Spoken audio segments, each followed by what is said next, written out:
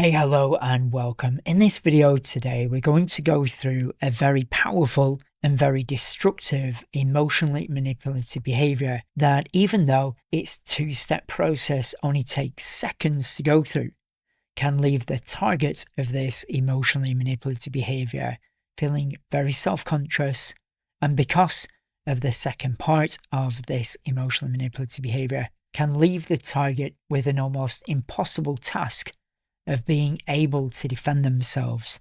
I'm going to go through how both of these parts work and which setting they are most often used in.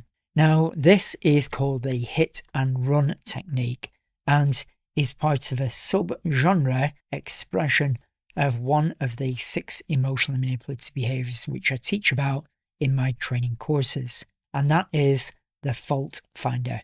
And the fault finder will rely on the emotional vulnerability of shame in their target. Each of the 6 main categories of emotional manipulative behaviors can sometimes have hundreds of subgenres. Now, with the hit and run technique, very often it is used in a group setting. It could be just 1 or 2 people, but very often it's used with multiple people in the group. So we've got person A using the emotionally manipulative behavior, and then person B, who is the target of that emotionally manipulative behavior.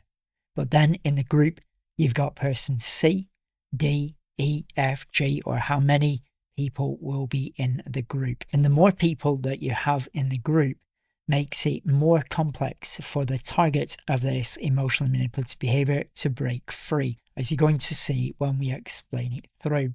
So here is the setup. We've got person A, we've got person B, and we've got person C, D, E, F, and G. The setup would be, remember, it's a fault finder.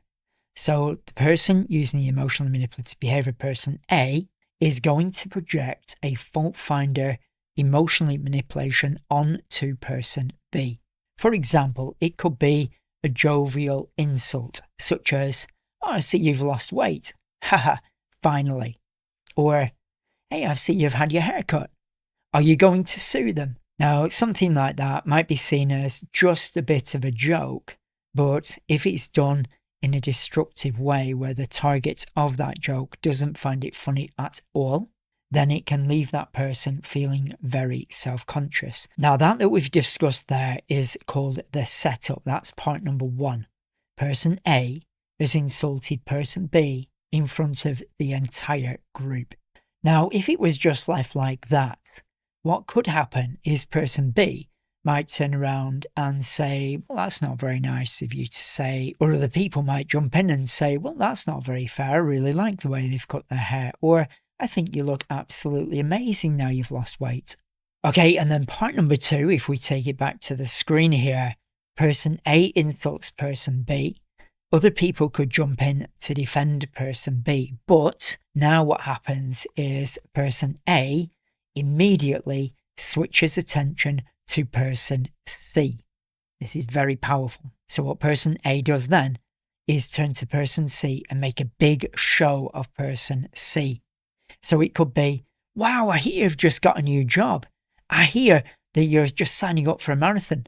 Or what about that holiday that you've been on? Tell us all about it." And then what happens, because person A is making a big show of person C and totally shifted the energy that they're giving to person C is exciting and vibrant and fun, implying that all the attention should be around person C and this celebratory fact that they have just now brought to the table, which in comparison, they've maybe kind of insulted person B a little bit, even though it was an insult. But then what they've done by comparison is make a big exciting declaration about person C.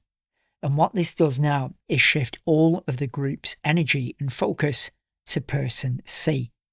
So then, if person B starts to feel, "Well, I don't appreciate the way you talk to me then. I don't like the fact that you've insulted me," person B might actually start feeling self-conscious because it feels to them maybe like they're taking all the attention away from this really great news about person C. So then they might let it slide and then think, well, let's focus on the positives.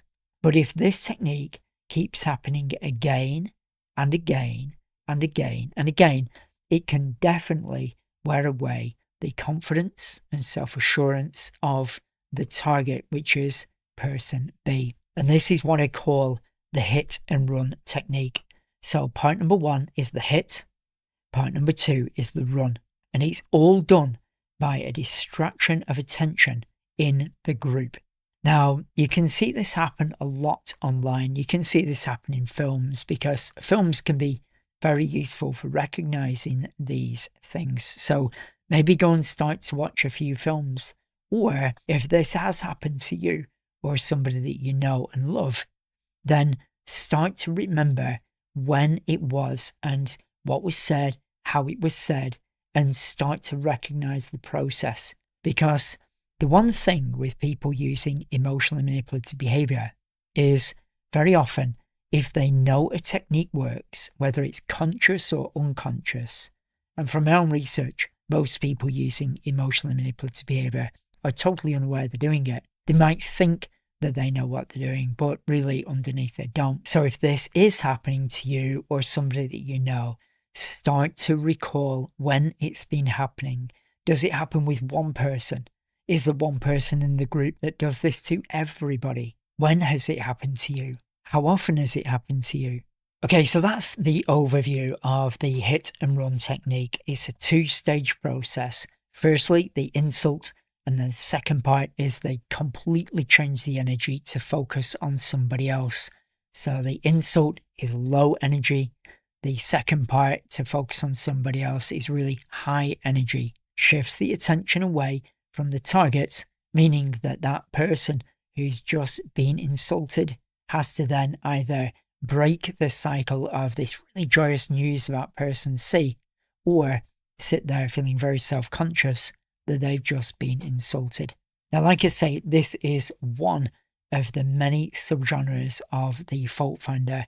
And if you want to find out a lot more about all of the 6 emotional manipulative behaviors, feel free to click the link below of the course, How to Communicate with Emotionally Manipulative Behavior, which goes into all aspects of how emotionally manipulative behavior works, not only from the other person, but most importantly, from how we are perceiving the situation and how to re-regulate our emotions so it doesn't keep happening to us again and again. So if this technique has been used on you or somebody that you know, or you recognize the pattern in maybe the workplace or social groups, feel free to put your comments in the comment section below, because it really is great when we all start to come together to educate each other. Because the one thing I find about emotional manipulative behavior is we can often feel very alone when it's happening to us. I used to, when I used to get this happening to me all the time. And then once I broke free and let go of my trauma, now I can recognize these patterns so they don't keep happening. So for any perspectives that you've got around this particular topic that we've discussed in this video, feel free to put them in the comments below, because you never know, your comment might change somebody's life forever.